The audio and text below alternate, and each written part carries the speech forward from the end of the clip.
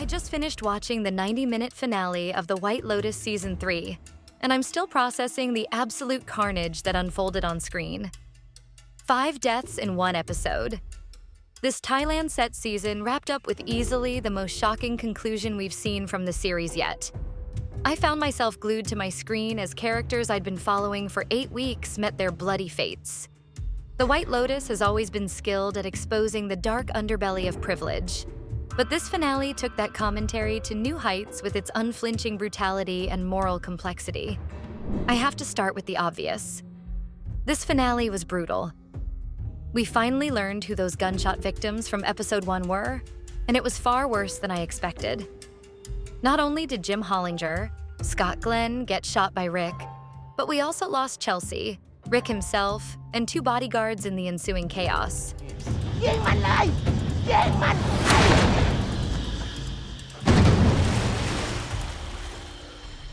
The reveal that Hollinger was actually Rick's father felt like a classic I am your father moment that I found a bit cliché, but the emotional devastation it created was undeniable. He killed my father. He's your father, he told me. What struck me most about this tragedy was how perfectly it embodied Chelsea's earlier words about fate. She literally told Rick they were connected, that whatever happened to him would happen to her. When she becomes collateral damage in Rick's revenge plot, her prophecy comes true heartbreakingly. Rick couldn't let go of his past, and it cost him his future. It means you have to embrace your fate, good or bad. Whatever will be, will be. And at this point, we're linked, so if a bad thing happens to you, it happens to me. The confrontation that triggered it all was masterfully set up. When Hollinger approached Rick at breakfast and insulted his mother, calling her a drunk, a slut, and a liar, it was the final straw. Rick's inner turmoil, his inability to focus on Chelsea's love rather than dwelling on his father's absence, ultimately consumed him. Even after confronting Hollinger initially and feeling that weight lift, he still couldn't move forward. I found it particularly devastating that Chelsea, who repeatedly urged him to focus on the love he had rather than the love he never received, became the ultimate victim of his obsession. I think we're gonna be together forever, don't you? That's the plan. The Ratliff's storyline was my personal favorite this season, and the finale delivered a tension-filled conclusion. Timothy's plotted murder-suicide via poisoned piña coladas was both terrifying and fascinating. The moment when he changed his mind and knocked Saxon's drink away showed that even in his darkest hour, some humanity remained. Tim, Coconut milk's off. The coconut milk is off. okay, the coconut milk is off. No. Don't drink it. All good. But the real cinema was when Lachlan used the contaminated blender for his protein shake the next morning.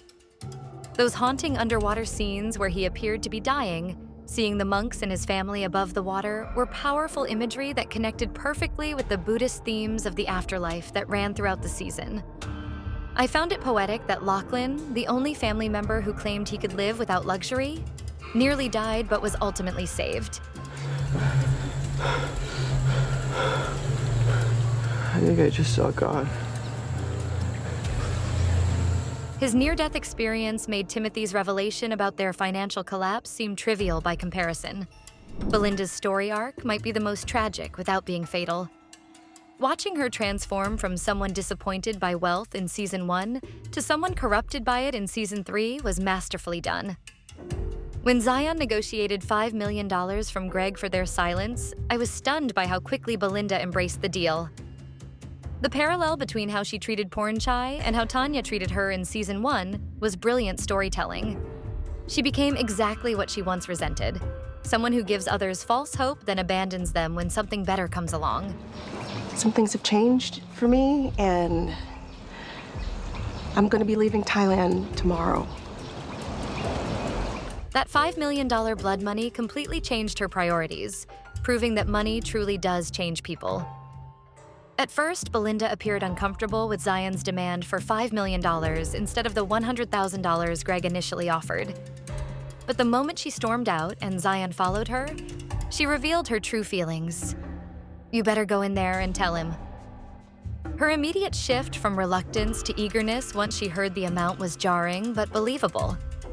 I appreciated the complexity of her character. She wasn't purely greedy, but when faced with life-changing money, her principles crumbled. Gaytok's storyline perfectly exemplified the season's theme that sometimes evil prospers. Throughout the season, he struggled with not having the killer instinct Mook wanted in a man. The irony that he finally got both the girl and the promotion by killing Rick and staying silent about the Russian jewelry thieves was a dark but fitting conclusion. After discovering that Valentine and his friends were the jewelry store robbers, he agonized over whether to report them. When Valentine pleaded with him, explaining they'd be deported and their lives ruined, Gaytok's conflict deepened. He was so torn that he nearly quit his job just to avoid making the decision. The scene where he was praying for guidance revealed his fundamental goodness. If there was one bright spot in this dark finale, it was Carrie Coon's monologue as Lori.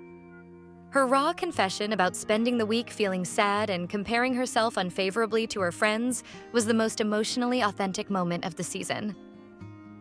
I just feel like my expectations were too high. Or I just feel like as you get older, you have to justify your life and your choices. She starts. And when I'm with you guys, it's just so transparent what my choices were and my mistakes.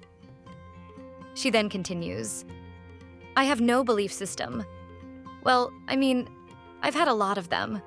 I mean, work was my religion for forever, but I definitely lost my belief there. And then I tried love, and that was just a painful religion, just made everything worse. And then even for me, just like being a mother, that didn't save me either. But I had this epiphany today. I don't need religion or God to give my life meaning, because time gives it meaning. We started this life together. I mean, we're going through it apart, but we're still together. And I look at you guys and it feels meaningful, and I can't explain it. But even when we're just sitting around the pool talking about whatever and name shit, it still feels very fucking deep.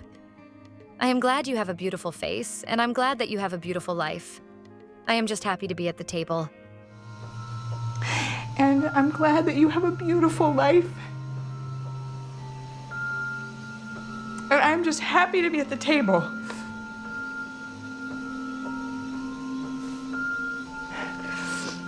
When she realized that what truly matters is the time we spend together rather than achievements or status, I felt that deeply. Their storyline was the only one that ended on a genuinely positive note without anyone getting hurt. What did you think of the White Lotus Season 3 finale? Was it a satisfying conclusion, or did it leave you wanting more? Let me know in the comments below. Like and subscribe for more TV breakdowns, and I'll see you in the next video.